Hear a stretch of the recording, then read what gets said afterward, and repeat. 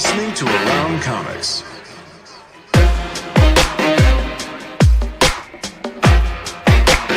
Comics.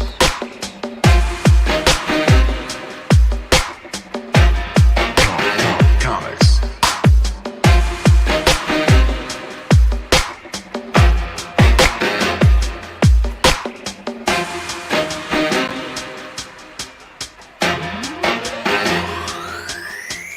Comics.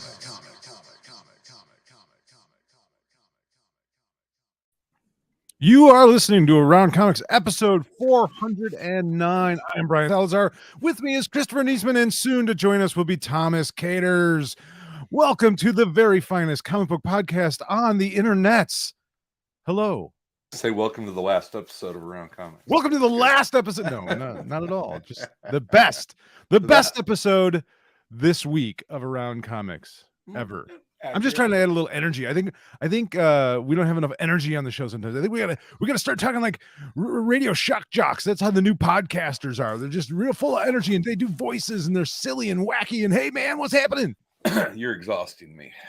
I don't have that much energy. No? All right. Well, never mind then. Forget it. Just forget all my plans. How about just keep doing what you're doing, man. Just keep on keeping on. The dulcet tones of Brian Salazar. I'm just trying to keep it lively, keep it a little interesting, keep things interesting, man. Keep it edgy. How you doing, bud? How's your week going? It's going. It's almost over, so is it Thursday? It is Thursday. Yes. I got a haircut. Did you? Got the grays cut out. I got my. Oh yeah, you did some facial reconstruction there. You got no beard. My baby face. Back. Yeah, you look like a whole new man. A whole different. You're like 25 years younger. Marta said it took at least 10 years off of me. It said I only look like I'm 65 now. The beard was a good beard, but it definitely did age you. There's no question there. It gives you a whole different vibe too. Like the beard, it gives you a very woodsy sort of, mountain man thing. Yeah, it gives you a little bit of that. So it's like that guy's been lost in the woods for a while. Something like that. How's your week going? Yeah, it's a thing. It's a thing. Yeah, it's a thing. I don't know. It's I know that we don't want to dwell on it too much, but I hope this is a nice diversion for people who've been watching the news and all that stuff. Oh boy, so. Yeah, for sure. Yeah, that's been an interesting. Our week's probably going a little better than the people of Ukraine or Joe Biden. Joe Biden's having a tough week, I think. Yeah, everybody's having a tough week, but we're gonna talk about fun stuff. We're gonna talk about some awesome comics tonight and all that stuff. I know Tom will be here in a second. He had a kid had a basketball game or something. Yeah, well, responsible parent. His kids are at that age now, where you just start having to shuffle them around. You become basically a cab driver. I mean, that's especially if you got more than one and they're active, they're doing stuff. You're just hauling them from one place to the next. That's pretty much all you do. But I'm kind of past that. I had to take my son to. He's such a goofball. Like 7:00 or 6:30 at night. Now, normally my son goes to bed very early. He's a very early to bed usually kind of guy. He has to get up pretty early for school, and he likes to sleep. So he usually goes to bed pretty early. And he'll go to bed and just sort of like chill or, talk to his girlfriend on the phone for a while before he actually goes to sleep.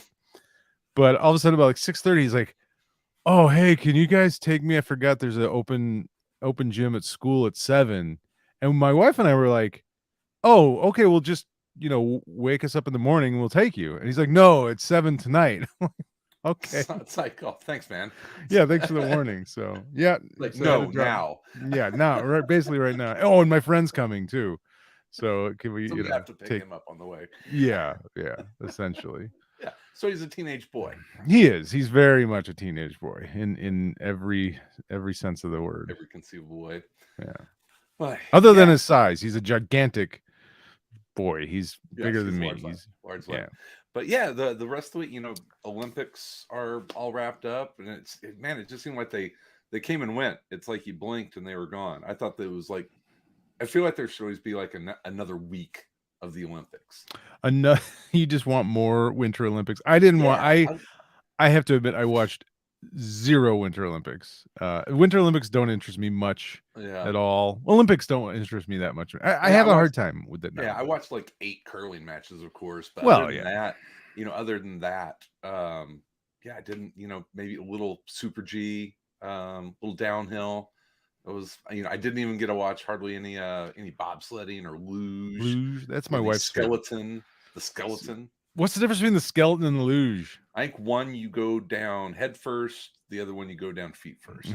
I don't know who the comedian. I can't remember who the comedian was.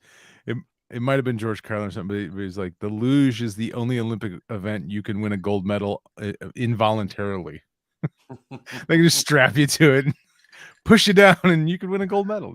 Apparently foot position is very important. I'm sure there's more to it than that. Yeah, exactly. But Olympics wrapped up. Peacemaker wrapped up, and if you want to hear what Sal and I had to think about the end of Peacemaker, check that out at ACTV. It's our Patreon exclusive TV and movie wrap-up show that we do weekly. We've been spoiled with some good TV too. I think we need to be a little more. We went from super structured on that show to no structure at all, and I think we need to like bring it back a little bit. Bring it back in. Yeah, because like we're not watching the same things at all. And, I know, because you don't watch the things I watch, because you hate good things. It's not that I don't hate good things. I just I like different things. Yeah, we can watch it. We do. I think we just need to pick like at least one thing that we both want. Yeah. Well, it's weird because I think part of the thing that we're watching and enjoying the most mutually is Righteous Gemstones. Ah, yes, yeah. I'm all caught up, man. I've been shit out of that. Did you see what I was talking about? Trailer scene. And then did you see the trailer whenever he went to meet his son? I haven't caught up. It's literally duct taped together. Yeah, I didn't watch the full episode yet, but I saw that part. And I just started laughing again. But my favorite part of that was, obviously the part where he gets in the car and he takes off and the trailer goes all over the place is hilarious. But after the way he gets out of the car and storms off, I was laughing so hard at that. It was just a perfect moment. It was just hilarious. Walton Goggins is he's got some range, because I went back. I had never watched Vice Principals, or I didn't watch it all the way through, and so I'm starting to watch Vice Principals because I'm kind of jonesing for Righteous Gemstones, and that's kind of the next best thing. And totally different character in Vice Principals. Very much so. He always makes interesting choices. He's always doing something a little odd, a little strange. And for a guy that like I initially, he was on The Shield in a very Shane on The Shield. Yeah, a character that he probably there's Tom. You probably couldn't get away with him playing that today, but for whatever reason, he did, and an interesting choice. But then obviously Raylan was the show Raylan that Gibbons. He really Boyd Crowder. He was Boyd Crowder. Yeah. Walton Goggins. Tom. Yeah. Hi, Tom. Oh, hey, Tom. This is our Walton Goggins moment. Segment. Yeah. But he is just.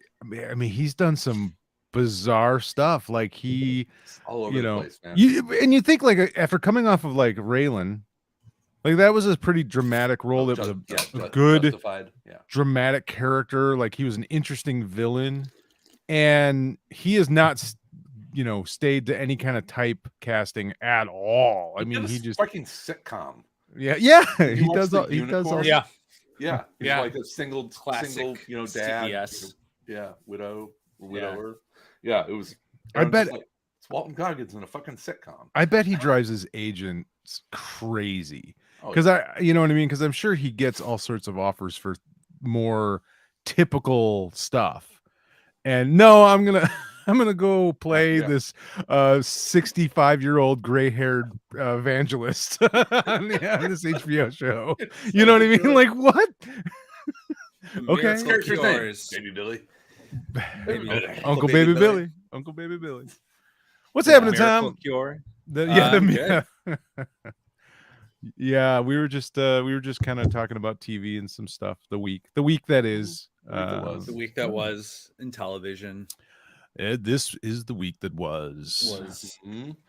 But yeah, enough TV talk. Once again, you can check that on ACTV. Yeah, let's talk some comics.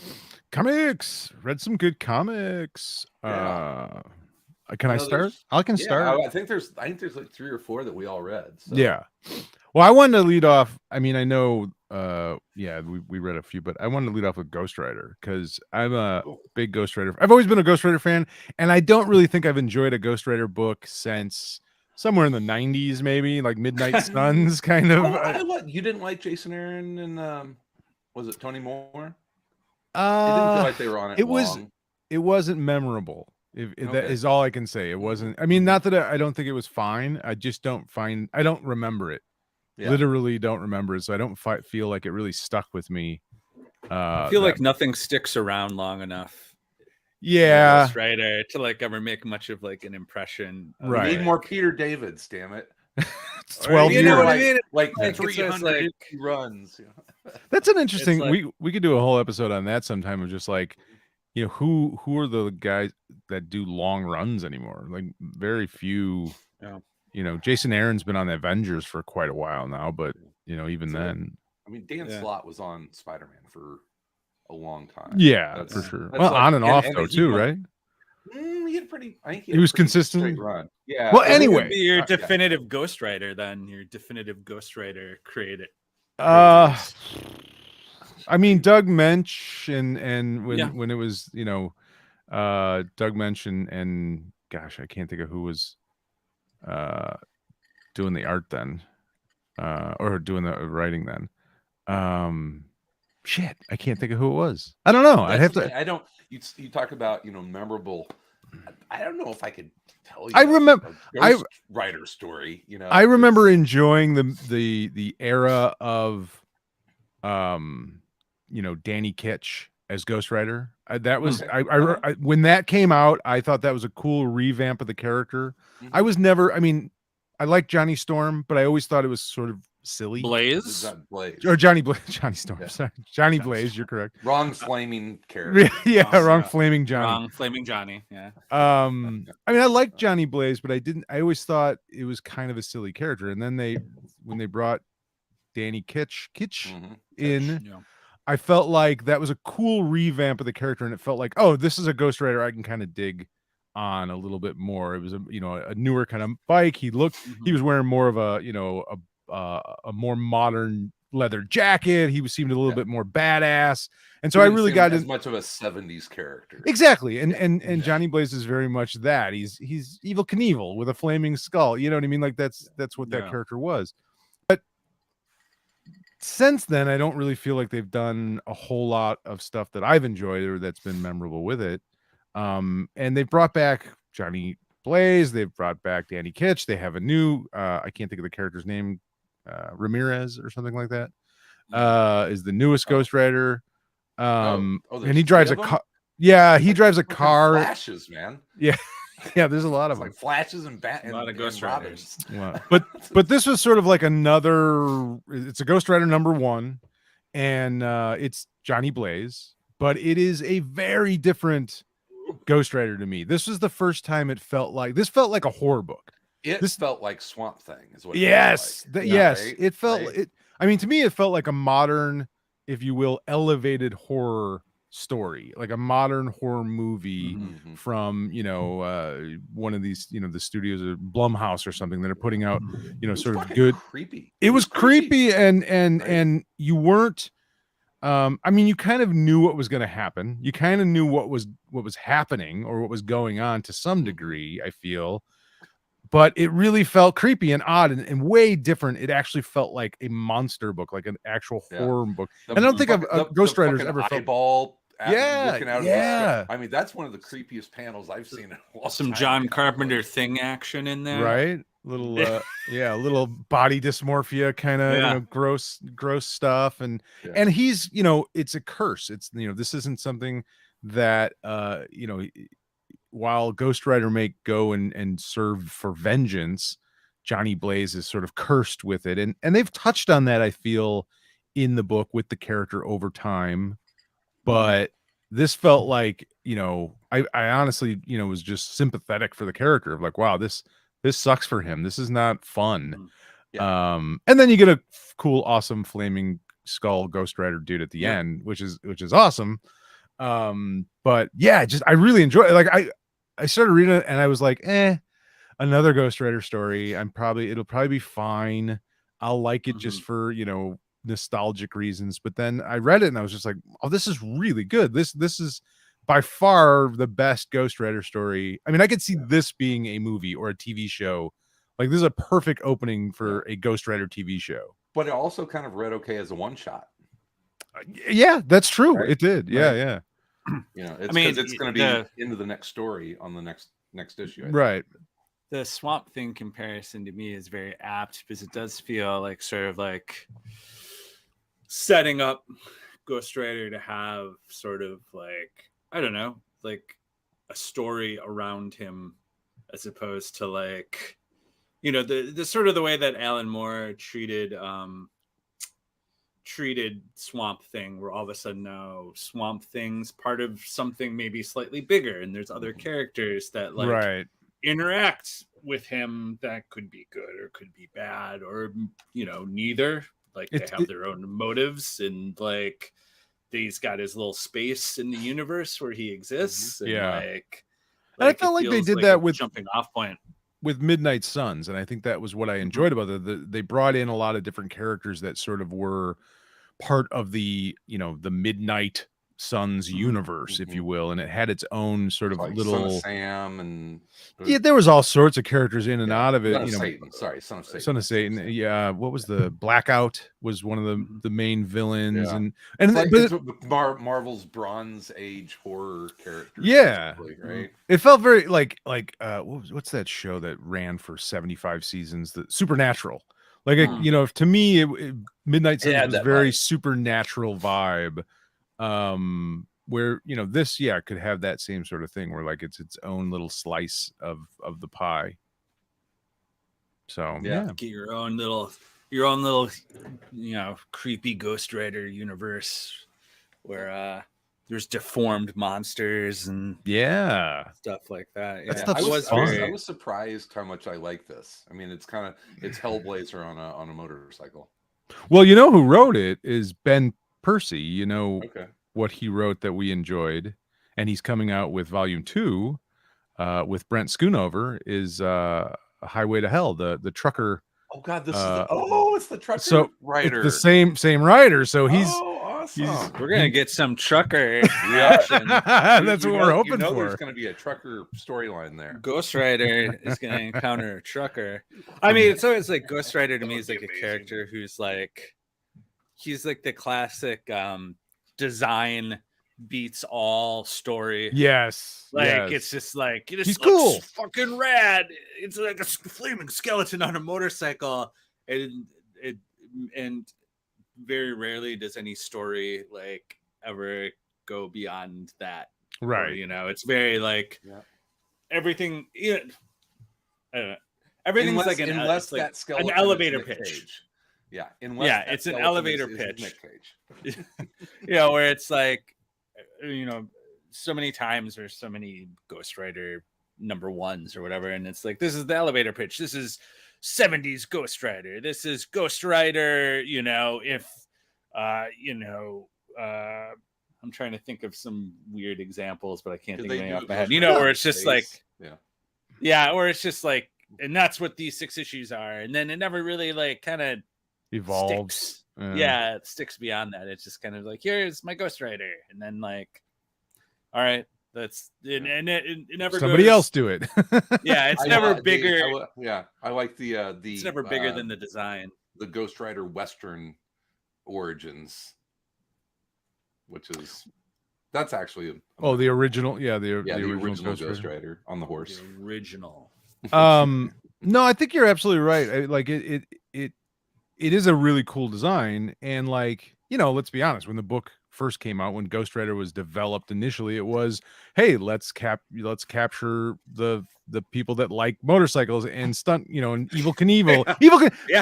People that did not grow up in the 70s don't understand what a big deal Evil Knievel was. Like this guy that jumped fountains with a motorcycle, and his crashes were the biggest part of it usually. But every kid, especially every boy, had an Evil Knievel toy of some sort. It was the pull strip one. Remember? Oh, the pull strip one, but I had the wind up one.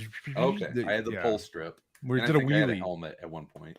They make them again. You can actually get them. But yeah, Evil Knievel was gigantic. So Ghostwriter was just, hey, let's make a character.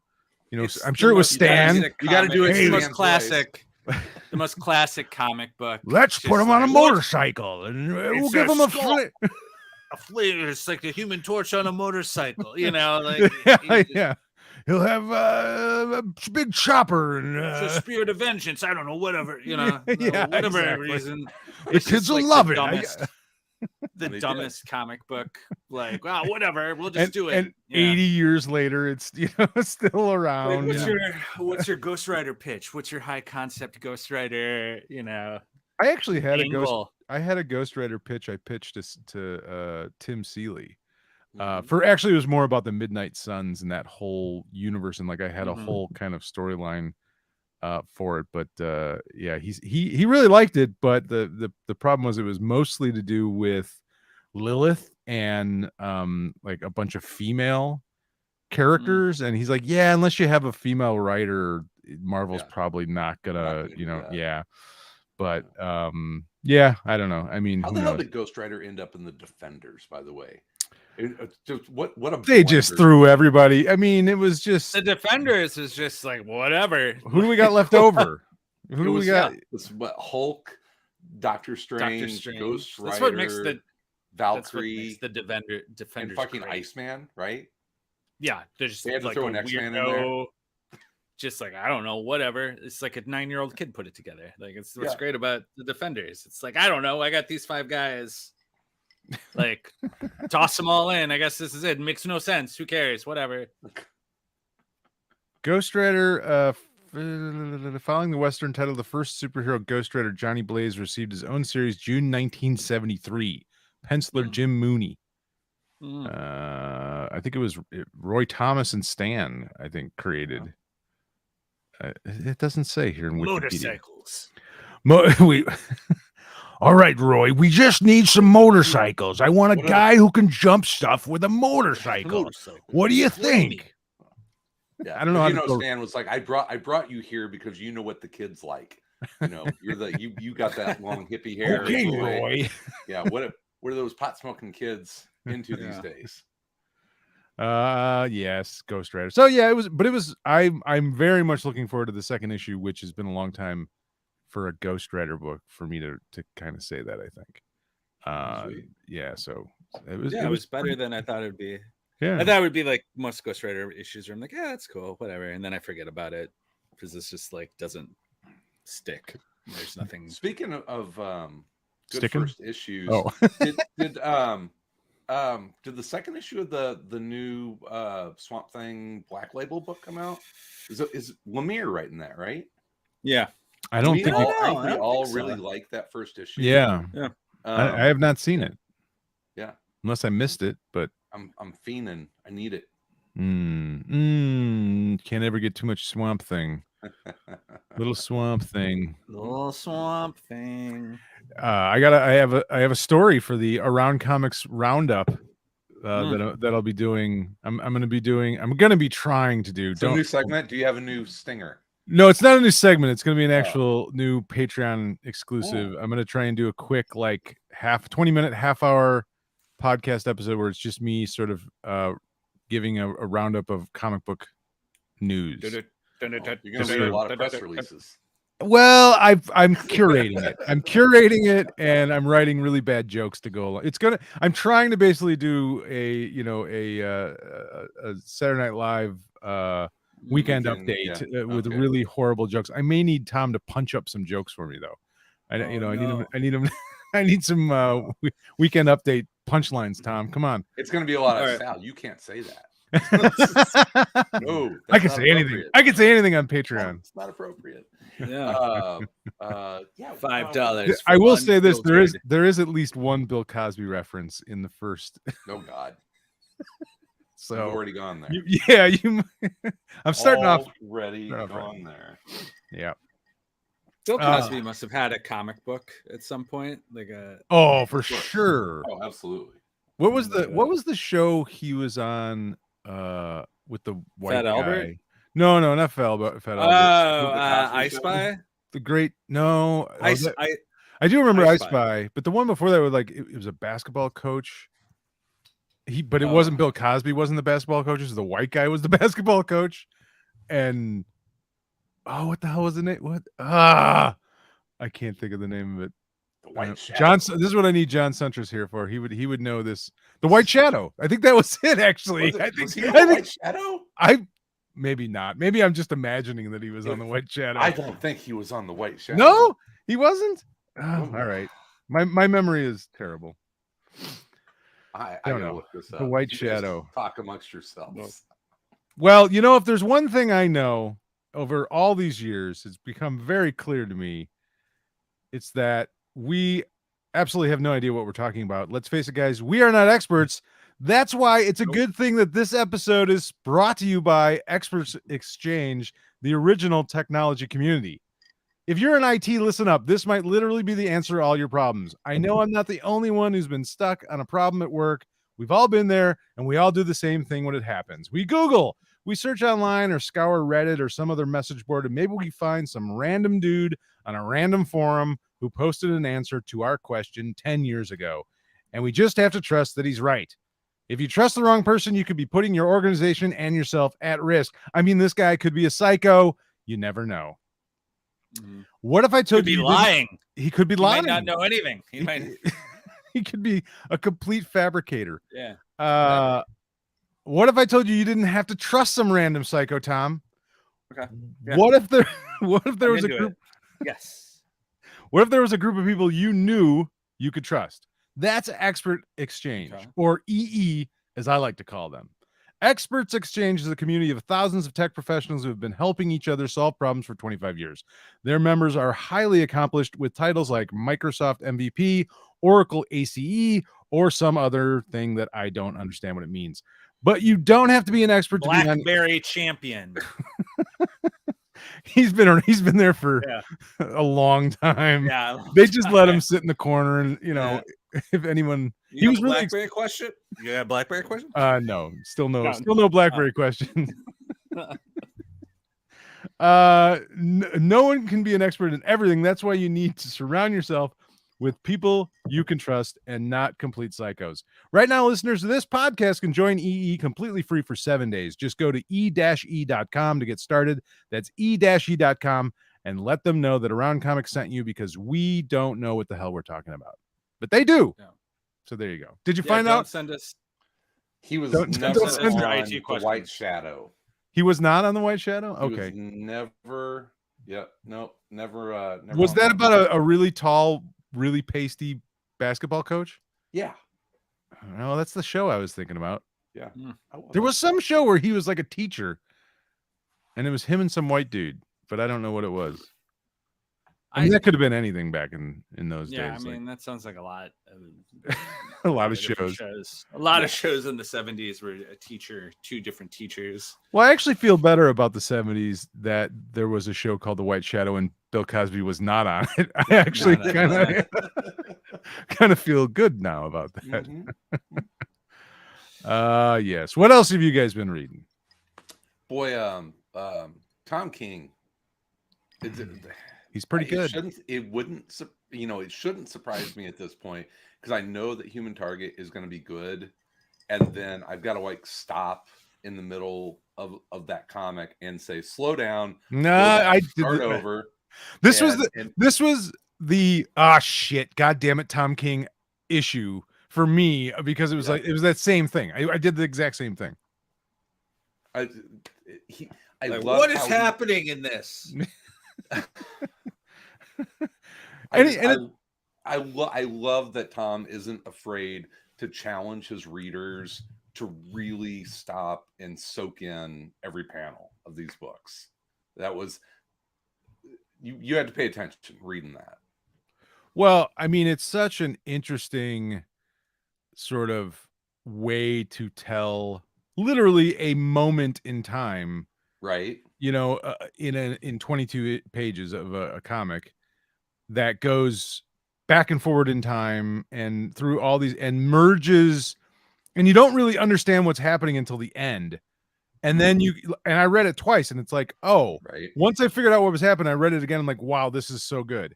Like, it's so well done, but you have to get through it.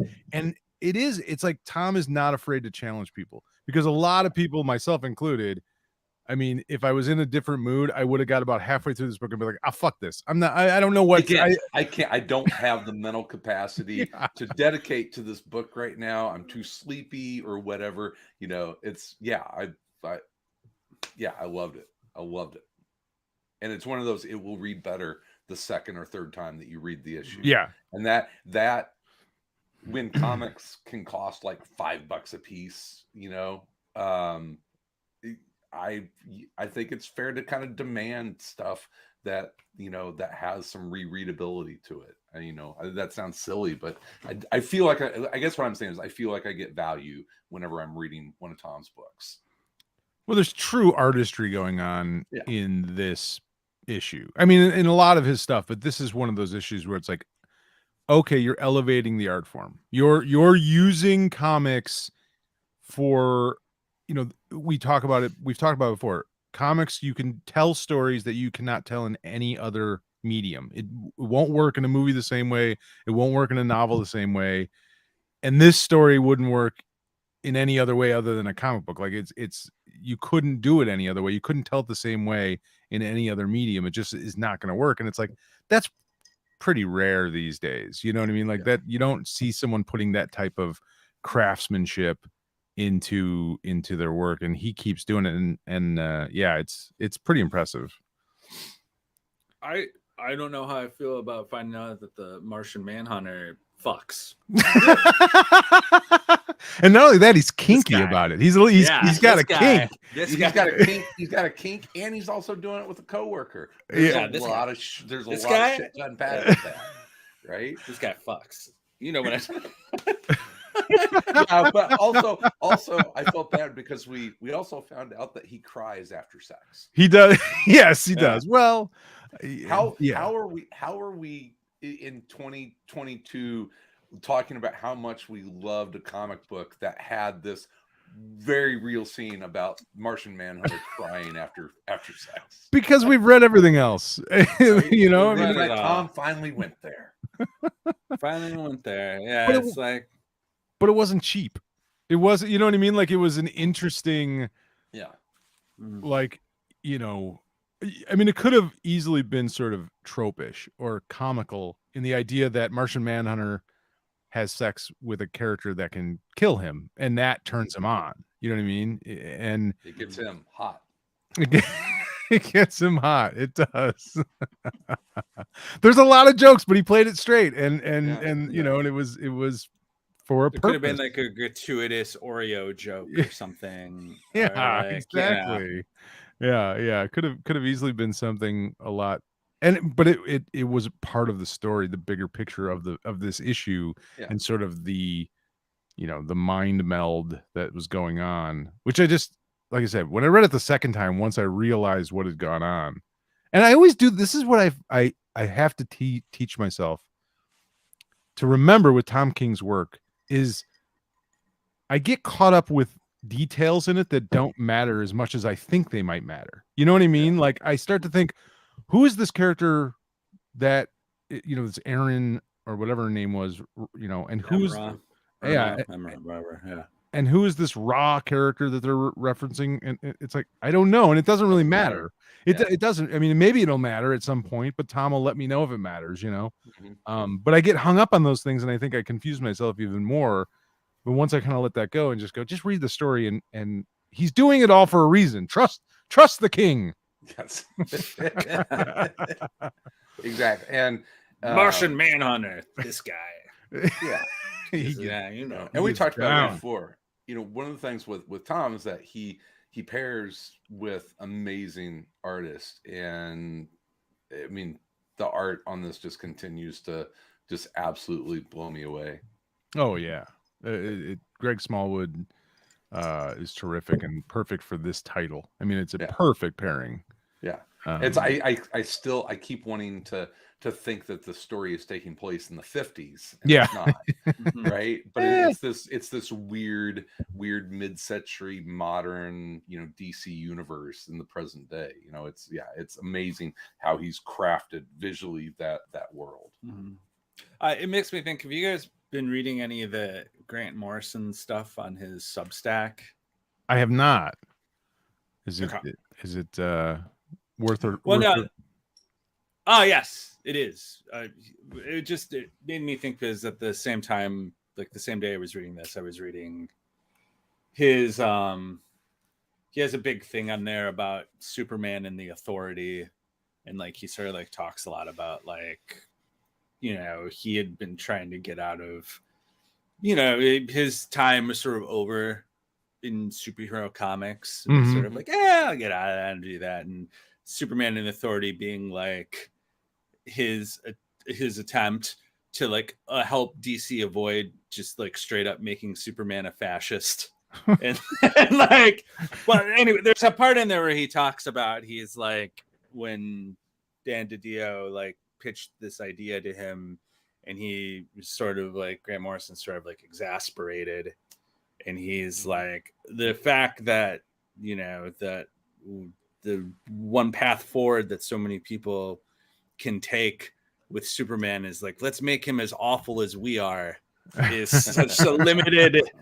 I'm paraphrasing. That's not exactly what he said. It was just sort of like the gist of what he said. It was like, there's a lack of imagination on our parts to constantly think that the only story that we haven't told yet about Superman is that he's awful and he's as bad as we are. And like, it was just funny to read both of those at the same time, because it's interesting to read. Like, I'm enjoying Human Target a lot. And then it's also like a little bit of like, part of it's also like, like there's elements of it too that like unsettle me in a way, which is neither good nor bad, but also of like Martian Manhunter fucking. I don't know. Yeah, I'm sort of like, yeah, exactly. I'm like, I'm a little uncomfortable with this information. I'm a little uncomfortable with that. I'm like, is that necessary? Is that feels I'm gonna compartmentalize that and put it over here for a while. It's Black Label. I'll put that over there. Right. Yeah, but it was just funny to. They haven't ruined your childhood. Read those two things in the same day. Not that I think having Martian Manhunter have sex is the same as like, let's make Superman a bad guy, but just like I've had those differing thoughts in my brain at the same time as like, I guess that's my way of suggesting that you read the Grant Morrison Substack stuff. I will check it out. Interesting. Yeah. He's got a lot of interesting. No, I'm sorry. Go ahead. I was going to say, we can talk about Superman being a bad guy, because there's another book that we read, and he's getting ready to be a bad guy. Yes, very evil. Not good for the planet. That book is. Why is this book so good? It feels kind of like a guilty pleasure, but which book is this book? DC versus Vampires. Oh, okay. But I have to say, to bounce off of what Tom was just saying, there is a part of me that, and while I know this is just sort of like an alternate universe story and it doesn't really count and all that thing, and none of it really matters, there's a part of me watching Hal Jordan be this duplicitous, evil fucker of a vampire. Right. It's and especially what he did to Barry. Like there was a part of me that was hard to read. That was a little difficult. I'm like, hey, they've made Hal into a bad guy before. Right? I know, but and I didn't like that either. What was that called? What was that character? Parallax. Parallax. They made him, yeah. But this is. Hair. I mean, there's something sort of delicious about the whole thing. You know what I mean? I think making it vampires, it makes it kind of silly. Yeah. As opposed to like, nah, this is like serious comics for adults. Yeah, you could just kind of have fun with it. But the fact that they make, it's not like I mean, Hal it's did not kill like someone with a giant fucking blender. he I mean, so it's did, not that. but he also like there's machinations, there's cruelty to his work. It's not just simple, you know what I mean? And it's just like, oh no, not Hal, not Hal. Ex-toy salesman. Yes. They turn bad. Insurance adjuster. They go really bad. Yeah, insurance. Tough life. Sales guy. Truck driver. Yeah, but I just continued on, and so there was a mix of artists on this, right? Like all the Suicide Squad. That was the artist from we did a trade talks on Al Ewing's We Only Find Them When They're Dead. Yes. The same artist. I'm trying to think of his name.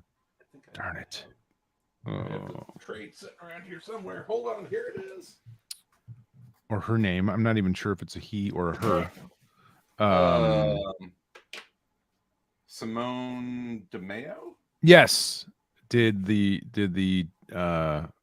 pages with the Suicide Squad, and they're beautiful. Sometimes it's hard to tell exactly what's happening, but it looks pretty. You know what I mean? Yeah, DeMeo has a very it's super colorful, and there's a lot of like whites. Uses a lot of whites to denote like bright light and that sort of effect. So yeah, sometimes it's a little, just really there's a lot of motion to it. You know what I mean? Like there's a lot of sort of, and it does make it a little confusing sometimes, but really pretty. It's like very hard to tell where you are sometimes. Yeah. To the characters. Where's the camera? Where is the camera at? Yes. Yeah. Because I'm going to say, because once again, I still don't know if it's a man or a woman, picks very interesting angles to draw things at. It's usually something very skewed, some sort of Dutch angle or something, or, it's rarely ever straight on, or just a common angle. So yeah, that adds to it for sure. I wonder why they chose to do that in this book, though. Like, why put another artist? Was it necessity or was it? No. Yeah, like knowing how the sausage is made. Sometimes, it could be like, oh, you're running short on time. Oh, well, there's 2 stories going on here. We'll get someone else to do that one. I don't know. Yeah, so I don't know if it was a time constraint or if it was a editorial or creative decision. Because it doesn't have to be done by a different artist, right? Exactly. It didn't feel like narratively it mattered.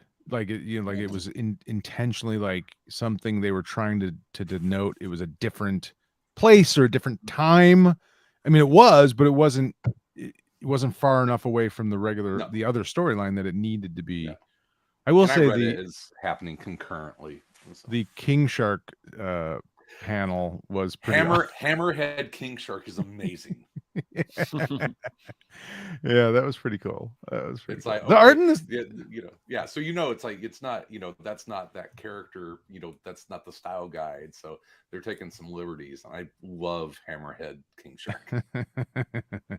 Hammerhead all the way from now on. That's who should he should look. The other Matt Otto Schmidt is the main artist. Okay. On the book, and I really really good fallen in love with. He has a almost like Ren and Stimpy-ness to some of his characters, like the facial expressions and stuff. I mean, they're all very superhero-y. Yeah. But there's something different too. Yeah, he does. Oh yeah, very well. Yeah.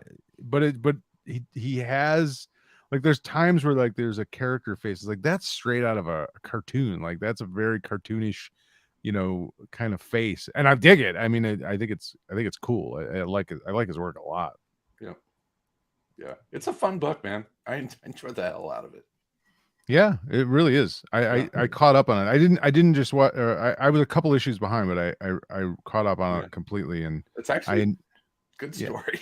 Yeah, it's it's like Marvel, zombies and all those, or we talked about like the Maestro books or the Wastelanders. It's all that stuff where it's like they can do whatever they want. This is alternate story. Yeah, and so anything can kind of happen, and it's sort of fun to see that because these characters have been around for so long that you just it's neat sometimes to be able to see things that even if they're go back to being the regular way, you get to see it. You get to kind of play out that alternate timeline. It's fun stuff. Yeah, I used to hate that stuff. Now I kind of really like it. It's kind of all I'm reading or listening to. The you mentioned Wastelanders. I'll give a kind of a full recap when it's done. I think it's episode 6 out of probably 9 or 10. But the Wastelanders Black Widow podcast that Marvel is doing, it's really good. It's Susan Sarandon is doing the voice acting for wow. Yeah, for Yelena. It's 70-year-old Black Widow because it's like 30 years in the future. Who played Michael on The Sopranos? Michael Imperioli. He's one of the voice actors on it. So I mean, they're not skimping on talent on these. It's cool. It's very cool, and the stories they're weird. I mean, it's obviously like dystopian future Marvel stories, so they're weird, but they're really cool. Because we've entered a post-continuity portion of our comic fandom where we no longer care it doesn't matter what's happening, right? Who's Earth B named after? Is but with Bob Haney? It'd be like Bob. I want to make a shirt that says "Be like Bob Haney." Be like Bob Haney. Whatever. We're gonna have Wildcat. Just have fun. Just go, man. They're comic books. I don't care. Well, I think part of it too is like you have so many of these characters in so many different properties too. Like you can't possibly try and even what is canon any longer? It's like, are the movies canon compared to, they're way more popular, way more people watch the movies than read the comics. So is is Spider-Man the movies more canon than the books? I think you describe canon as kind of like a Gordian knot at one point, I think. Yeah, where it just becomes so unruly that you can't make heads or tails of it. The only way Peacemaker that I respect is the original comics Peacemaker. The Charlton. They're so terrible. Charlton. Did anyone notice the Charlton News van in the Peacemaker finale? There was a Charlton News van. Was it really? Yeah, Charlton. I think it was Charlton News 5 or something like that. That's I just fun. And it was the colors. It was like the yellow. That's James Gunn being awesome. Yeah, is what that is for sure. Yeah, for sure. He's such do you know he's engaged to the actor that plays Harcourt? Oh, I did not know that. Yeah. I mean, it's the original character is again an example of just like let's just do this and see what happens. It makes no sense. We got to put something on the stands. People are buying books. We just got to have something, man. This guy is fights for peace. That's messed up. Let's do that. I mean, let's go back so much he's willing to fight for it. Almost every comic book publisher started by literally reprinting comic strips and just throwing it out there because people were so ravenous for comic books. It didn't matter. It didn't matter what you put on the stand. You were going to make money. It did not matter. So a character like Peacemaker is just like, just put something out. I don't care. I don't have time to edit this. Just put it out there. Yeah. But now, you got to give James Gunn so much credit. Like he took that character and John Cena, like he took a guy. Have you seen the blooper reel? I haven't watched it yet. I have not. Cena's fucking hilarious. He's pretty funny, dude. He's funny in the show, and he's really funny. Oh, I was gonna say, that's why you got to protect that IP, guys. Yeah, you never know when you're gonna get. Yep, I am Groot. You gotta keep that, I was going back to DC Vampires. I did want to say one other thing was, if they ever want to have a successful Green Arrow book, they should really hire Otto Schmidt and Tinian to do it, because this is the best Green Arrow since like what was the one with Jacques? Jacques. Like the coolest Green Arrow. Like, oh, he seems like a real badass in this book, you know, and that's most Who of the wrote time. that? It's the guy that wrote The Losers. Diggle. But yeah, and I Andy- haven't Andy- seen anything from Andy Diggle in a long time. Yeah, I don't know. I think he's doing TV and stuff, and Yeah, right, doing probably TVs making and more movies. money. Making more money, Yeah. doing something else. I liked his comics. But yeah, I agree. Yeah, Green Arrow's he's awesome in this. Yeah. And I think it's a really fun Batman. He's a dick. Yeah, but I really like their Batman a lot. I would read a Batman by them. Absolutely. Tinian, I think, is just he's become, if not becoming, you know, he's already, I think, become like a really, really top tier writer in comics right now. Like, he's that guy. I don't know much about him. You know, I've been kind of following him a little bit, but like, I like all of his stuff. Everything that he seems to do is pretty good, even if it's stuff I'm not necessarily interested in off the bat. Like, he's such a good writer that, you know, he's becoming a guy that I absolutely will follow whatever he kind of does. Nice. Yeah. Do you guys go ahead. Do you want to hear some listener email?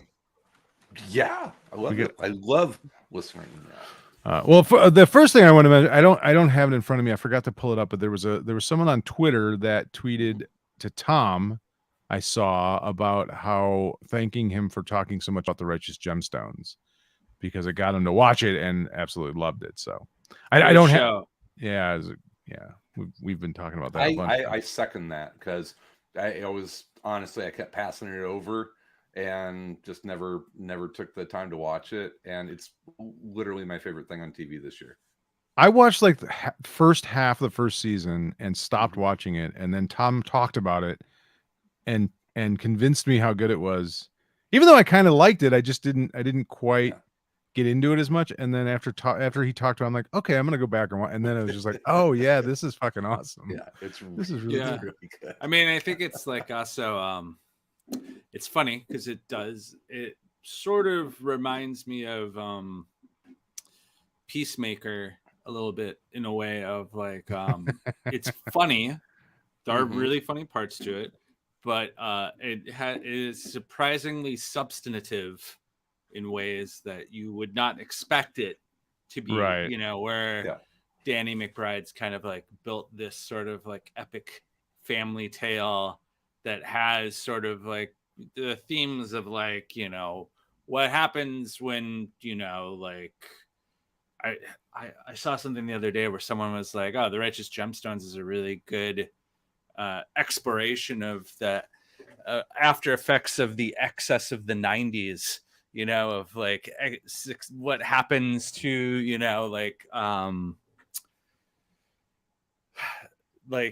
a group where someone becomes super successful, and then what does that leave their children, right? Like the kids of people who've, you know, like have achieved all this stuff, and like, is that, you know, like an interesting way to think about where our culture is, in a way of like, we're still are we all inside each of us there's a gemstone kid, and it's simply which one are you?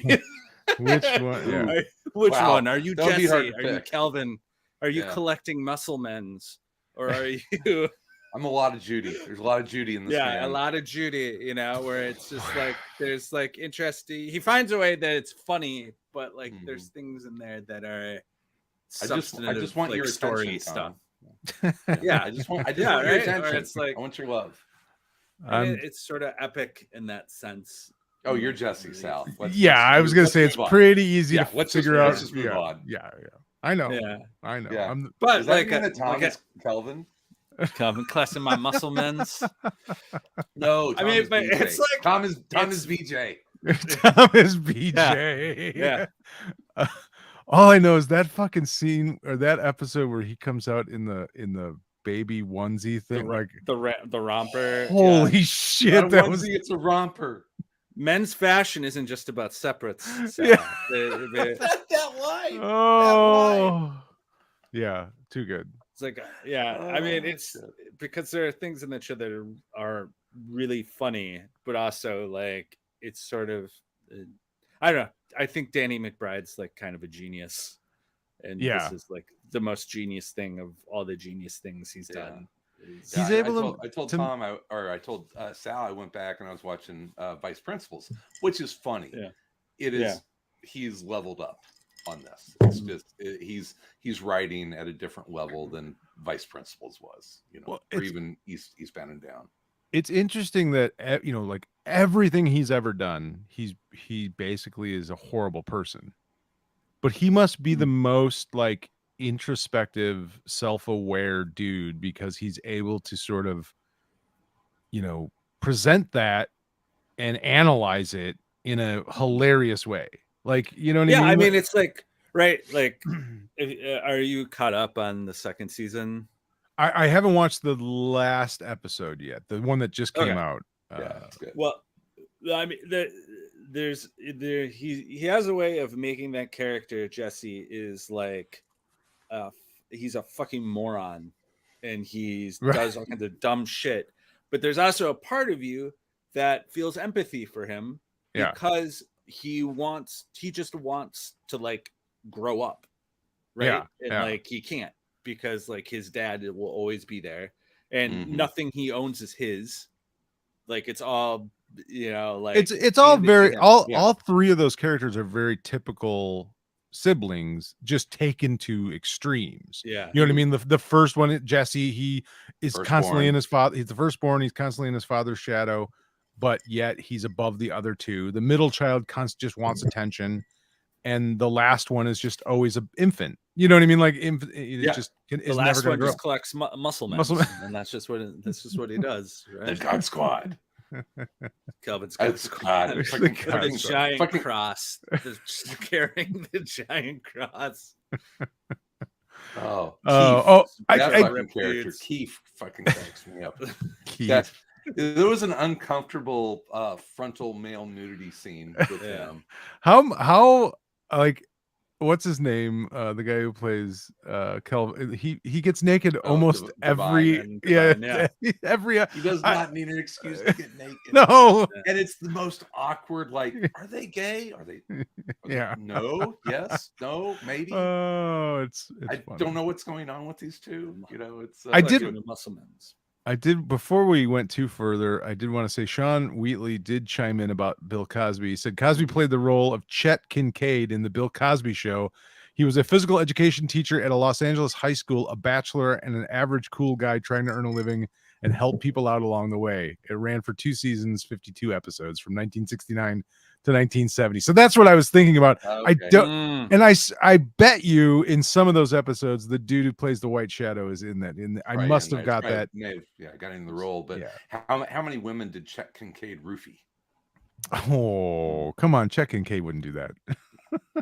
Bill Cosby would. All right. On to listener email. This is titled. The subject line is "Not So Super Spunk," and this is from Thomas Mallory. He said, assuming Superman 2 is canon in any way, shape, or form, Kal-El's voluntary depowering so as to knock big red boots with Lois would have rendered his Kryptonian kid creamer as normal as anyone else's. Ron Jeremy probably blows his load with more force. This is going back to last episode where I did the dissertation on the acceleration and volume of Superman. Started. What have you started? Regardless of whether the movie is canon, given the Kryptonian science is considerably more advanced than Earth science, it is really beyond the possibility said science couldn't be used to ensure safe for the mother conception. Hell, Lois probably mistook the red sun lamps for Kryptonian mood lighting, and not Cal's attempt to protect her uterus from exploding like a porn version of the chest burster seen in Alien. Clearly, I've put even too much thought into this than Mr. Salazar has. This is true. I mean, I salute you, sir. I think the true answer is that, I mean, Superman does things constantly all the time.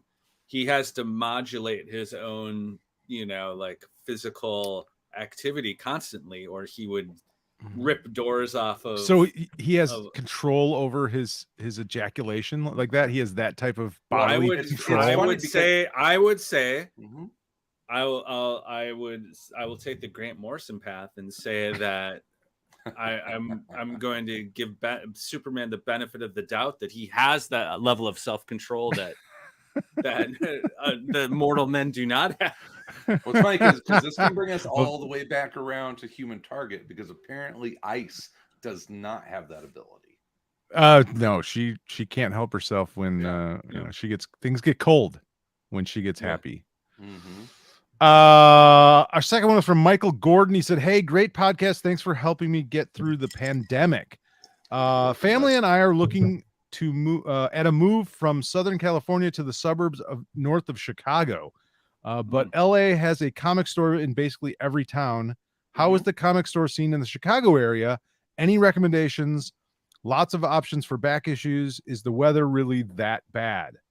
Let's start there. Also, baseball question: is it realistic to imagine that I can hit a Brewers Cubs games from the North Shore, assuming there is a season? Thanks, Mike. Yeah, for sure. Why? Yeah, absolutely. You could go to either. You could go to Brewers or Cubs games, pretty conveniently from there. More Cubs games, I would think, depending on how far north he is, but cheaper to park here. Oh, this is true. Yeah, cheaper. No, true. Yeah. And if you're in the north suburbs, you can make Miller Park in about an hour or 20 minutes. Probably take you about the same to get to Wrigley Field, honestly. Yeah. And get parked. So next, is the weather that bad? It's fucking terrible this time of year. It's cold. Yeah. I don't know why you're moving from Southern California. Yeah, it's cold. I can't lie to you. It sucks. I'll trade. Tom's not wearing that hat as a fashion statement. It's cold in my basement. Cold. Yeah, I ran a heater in my basement for an hour before the show, and I'm sitting on a heating pad. That's how cold it is in my basement, and I have the heat on at like 74 degrees in my house. What's the emailers? Comic book stores, local North Shore. Any good comic book stores? What's the comic book scene like? Obviously in the city, we talked about Dark Tower and Challengers forever. Quimby's for a lot of indie stuff. There's graham crackers all over the place.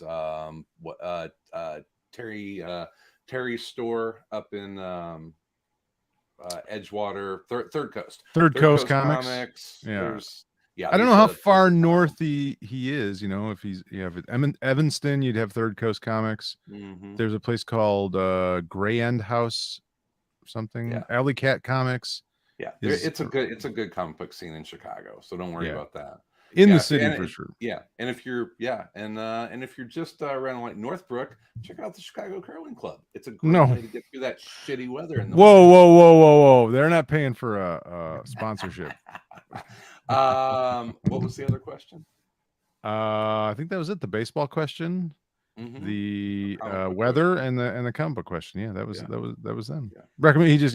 Recommendations for comic book stores and lots of options for back issues.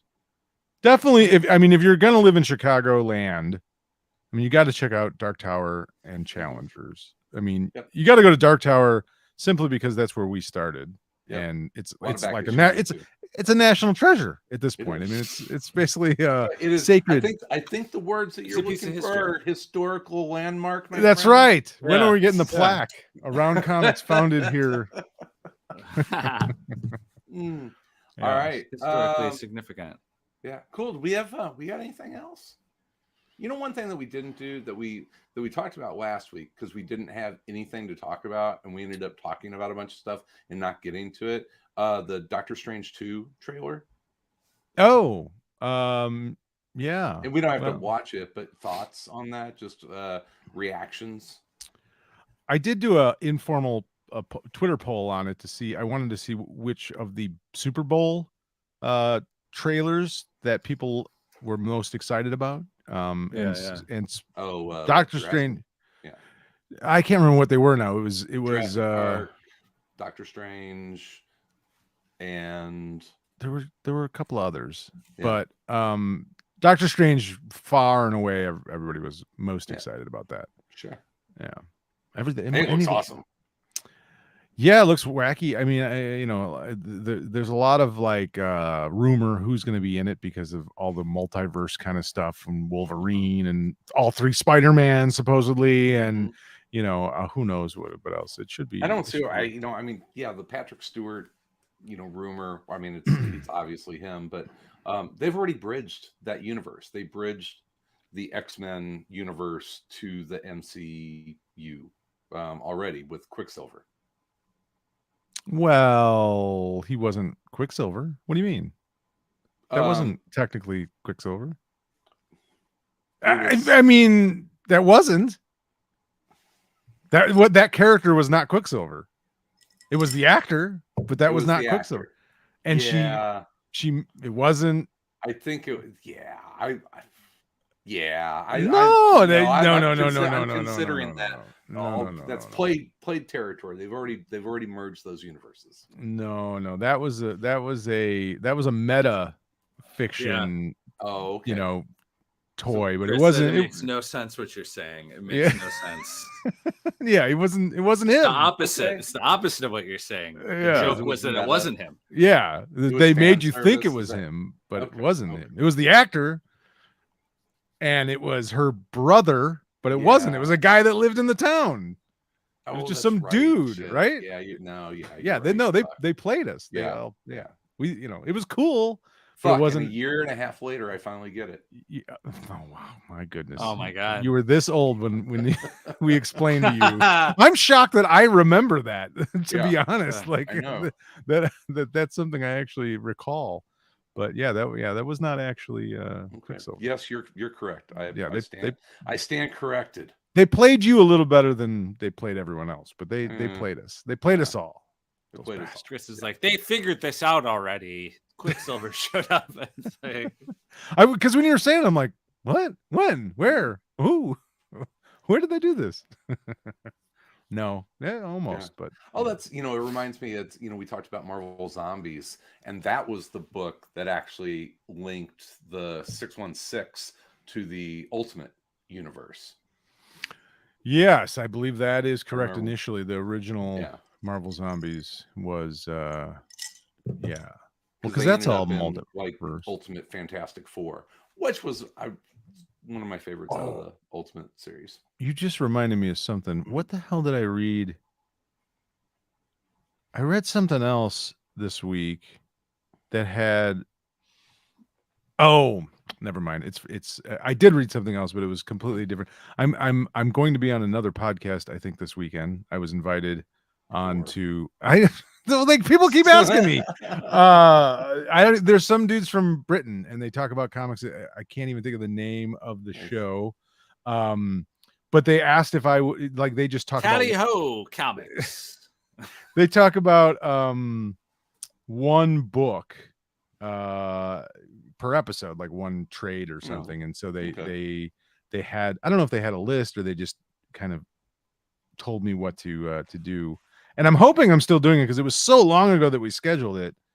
But I'm doing. We're talking about Daredevil Yellow, the Tim Sale. Cool. Yeah, and I just reread it, and one of my favorite Fantastic Four appearances is in that book. Like Tim Sale just does such a phenomenal job of. It's like 2 pages of the Fantastic Four, but it's like so iconic looking. The way that I love his art so much, but that's another guy I would buy anything that he puts on the stands. And I feel like I haven't seen Tim Sale in a long time. Yeah, I have no idea. It's funny. He was always one of the guys that we talked about the possibility of him coming to Windy City Comic Con because we had a connection with someone. Was it Elephant Man, Comic Craft?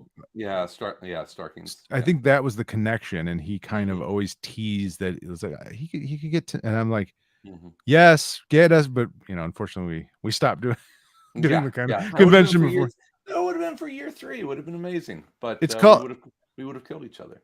The Nerd Impact podcast is the show. I don't know when the episode will be out. I just did another show called Uncanceled. I have no idea when that episode is coming out. I talked about the show Karen Cisco, which was a spin-off from Out of Sight with Carla Gugino. So I talked about that for about an hour and a half with them. So sooner or later, whenever these episodes come out, I'll let people know, and they can, if they want more of me talking about crap. Yeah, I don't know.